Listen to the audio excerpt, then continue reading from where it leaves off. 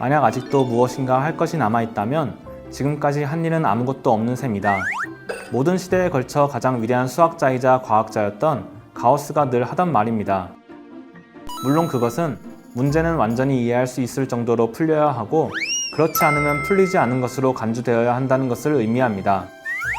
그는 천부적인 재능만 믿고 노력을 등한시하지 않았으며 그 재능이 넘치도록 자기가 좋아하는 분야에서 수많은 업적을 남겼습니다. 천문학, 측지학, 기하학 외에도 물리학, 광학, 역학에서 가우스의 발자취를 볼 수 있었습니다. 오늘은 가우스가 인류에 남긴 위대한 유산과 그의 마지막에 대해 알아보겠습니다.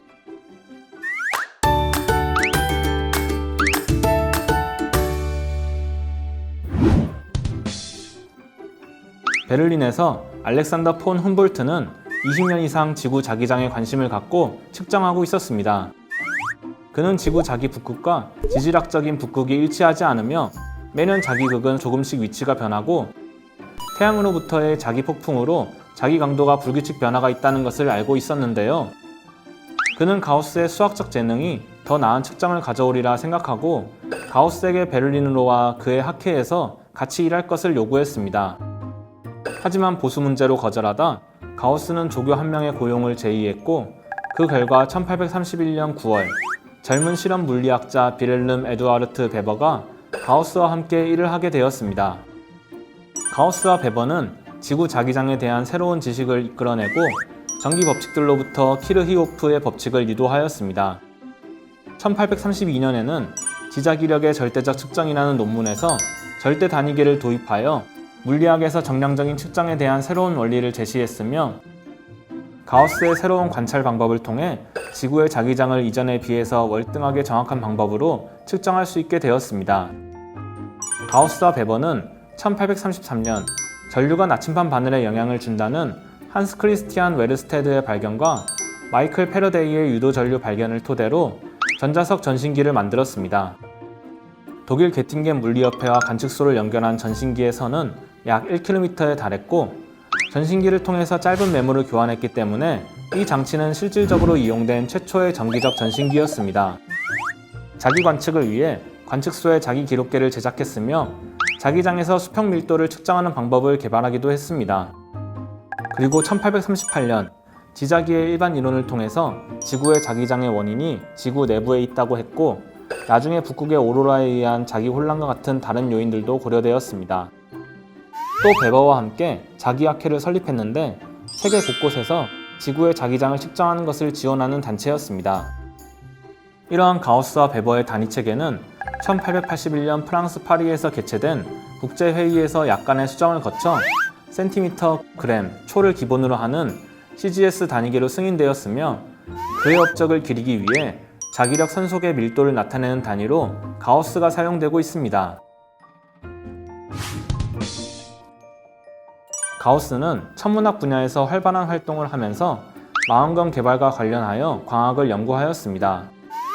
빛의 굴절에 관한 연구에서 현재 우리가 알고 있는 초점거리, 초점면, 초점 등 기하학적 광학에 대한 기본 개념들이 바로 이 논문으로부터 출발된 것입니다. 그 외에도 모세관 현상과 관련하여 평형 상태에서 유체의 형태론에 대한 일반 법칙에서 한 방울의 수은 액체를 이용해서 수은의 모세상수를 구하는 방법을 소개하고 역학의 새로운 일반 원칙에 관하여에서 해밀턴의 원리와 관련된 논의를 했습니다. 그리고 1840년 그가 63세가 되던 해 가우스의 정리를 발견함으로써 학문 세계의 정점에 이르게 됩니다. 가우스는 말년에 현대 보험 통계 수학의 초석이 된 방대한 작업을 했습니다. 종신연금 계산표 등을 가지고 작업한 미망인의 기근 산정에서 확률 계산의 응용이란 논문이 바로 그것인데요. 이는 게팅겐대의 교수 미망인들에 대한 잘못 임한된 연금 조건을 고친 작업으로 수혜 대상자가 너무 많아 기금이 바닥날 수 있던 상황을 모면시켜준 논문으로 유명합니다. 이른 나이 대학 교수를 지내며 많은 업적을 이룬 가우스지만 사실 본인의 직업에 대한 만족도는 매우 낮았다고 합니다. 교수가 된 뒤에는 행복한 생활을 보냈을 것 같지만 실상은 그러지 못했습니다. 설비도 없는 천문대에서 관측과 계산을 혼자 해야 했고 거기에 또 강의가 있어서 순수 연구에만 몰두할 수 없었습니다. 당시 나폴레옹 휘하 프랑스 점령군에게는 과중한 세금을 징수당하였으며 더구나 그들의 요구에 따라 대규모 측량 사업에 20년 이상 동원되어 연구 이외의 일에 너무나 많은 시간을 뺏겼습니다. 그는 친구들에게 보낸 편지에서 자신의 일이 싫다고 했으며 하케는 평생 동안 1828년 독일 베를린에서 열린 모임에 한 차례 참석할 정도였습니다. 대학 강의를 할 때도 적은 수의 학생들만 받았는데 그나마도 가르치는 일을 좋아하지는 않았다고 합니다. 그런 와중에 그의 제자 리하르트 데데킨트, 베른하르트 리만, 프리드리히 베셀 등은 당대 가장 뛰어난 수학자로 성장하였습니다. 가우스는 1855년 독일 게팅겐에서 77세의 나이로 사망하였습니다.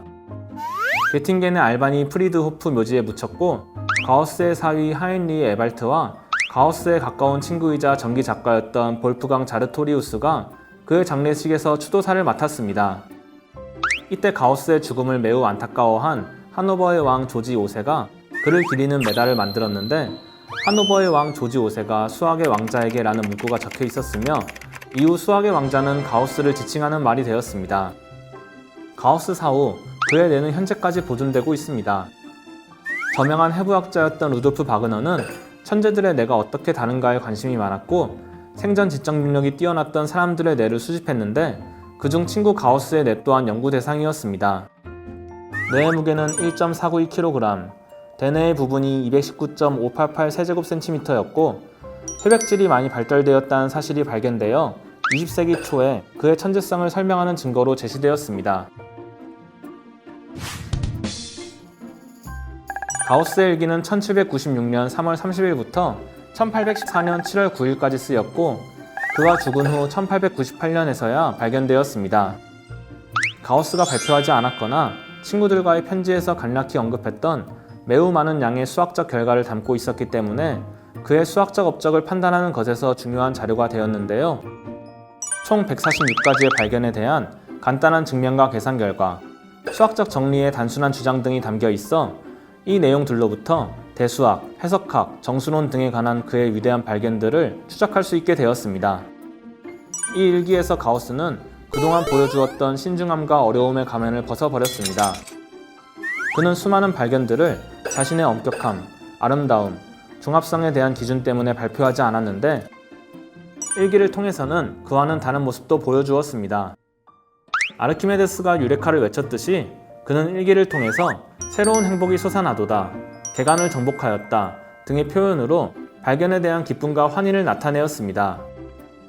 오늘날 국제수학연맹과 독일수학협회가 공동으로 2006년부터 4년마다 수학 이해의 중요한 응용 분야를 발견한 뛰어난 수학적 기여를 한 자에게 상을 수여하는데 이 상의 이름이 바로 가우스 상입니다.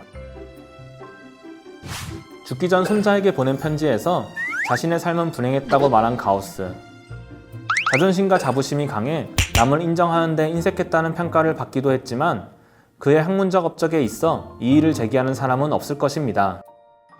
19세기 가장 위대한 수학자로 18세기 수학 이론과 방법론의 혁명을 가져온 가우스. 많은 천재들이 자신들의 재능을 인정받지 못하고 불행하게 살았던 것과 달리 생전에 위대한 수학자로 이름을 알리게 되며 사회적 학문학적인 성취를 모두 누린 인물입니다. 드물지만 성숙하게라는 가우스의 신념으로 알 수 있듯이 그는 스스로 보기에 완벽하다고 생각되지 않는 원고는 절대 출판하지 않았습니다. 가우스의 생애를 통해 우리는 그가 평생 동안 보여준 수학에 대한 열정과 노력을 알 수 있습니다.